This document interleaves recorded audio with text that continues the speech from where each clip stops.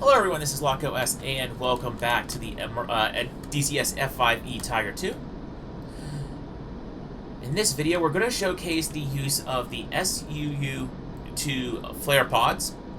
And these are night illumination flare pods. They are equipable on the F-5E on the outermost pylons, and they're these gray. So the SUU-2 pods are these gray pods here, and each pod contains 8 flares each. As I see, I mounted one on the left wing and one on the right wing right there. So, the use of these pods are used to illuminate ground targets and illuminate the ground. Mainly, they're used to illuminate the ground for ground units. So, if you have basically if you have an infantry unit trying to enter a town, and they want to actually see what's going on in the town without NVGs, or if they want a bit better visibility than NVGs themselves would allow, you could fly in and use these SUU-2 pods to drop illumination flares over the town. So I'm just going to eyeball it. Alright, we're going to try to light up this area right here. So, first thing to do, since our pods are on the outer pylons, we want to go to our outboard pylon selector here and turn on the pylon selector for the outboard pylons, which we have right here. And we want to go and make sure our master arm is enabled. So for that would be rocket dispenser. And there we go. And then just to be certain, nose tail. You can turn on the gun and missile camera, however, that's not really going to do a whole lot. And there we go. We should all be set up.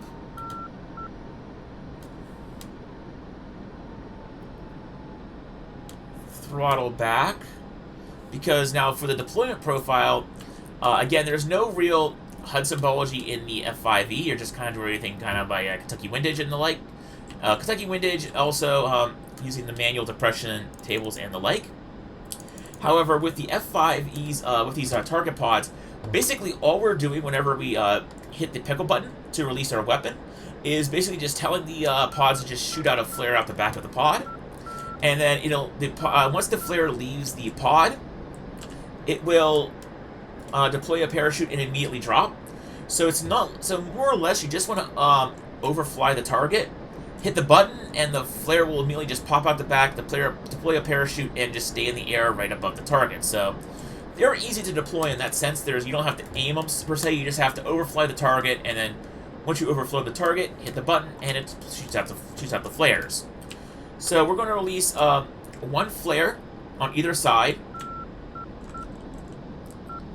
So again, we're going to do our run-in now.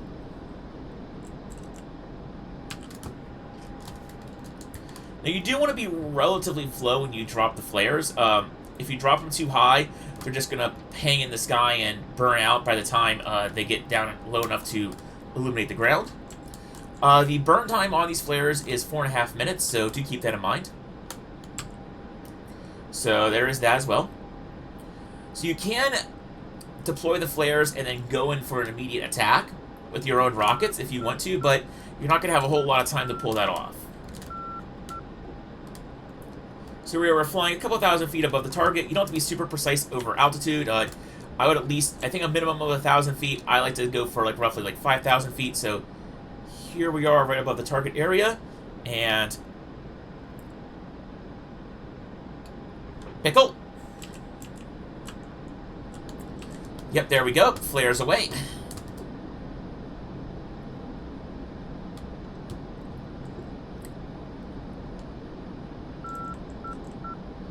And as you can see, the flares have illuminated an area. There's two little white dots up there for our flares. And they're illuminating the area above the ground fairly faintly. It's not like it's a super bright flare at that high of an altitude, but we're covering a nice big area. So let's pick up another area, fly a little bit lower, and showcase the flares in a bit more detail. Alright, we're going to go ahead and... Well, we're just going to go in for a sharp turn and fly a little bit lower and drop them over this area right here. Alright, this is close to 2,500 feet. Almost over the area. And we're roughly over the target area, so drop the flares now. Hear the mechanical drop, and then the flares deploy, and there we go. Let's go ahead and pause. F10 map. Let's see. This is something I haven't tried before, but there we go. There's the SUU-2 flare. Go to F8. There we go, F6. There we go, F6 brings up the view, and you can see you have the two flares there. I can already see that those two flares have petered out, but we have these two flares here going, and you can see that the flare is this little cylinder down below, and there is the parachute assembly behind it. The flare lights up, and as you can see, it's lighting up the area around it pretty fairly. This is actually a fairly bright illumination around this area. For such a wide area, it is illuminating quite brightly. And you can see now that the dock is all illuminated, the outer pier is illuminated, and the inner pier is illuminated. You can see even the ground around it's illuminated. So definitely see, and it's a very useful tool. Go back in here. You definitely see it's a very useful tool. If you're using combined arms with units that don't have night vision goggles, it's a very useful tool for lighting up the ground to see targets.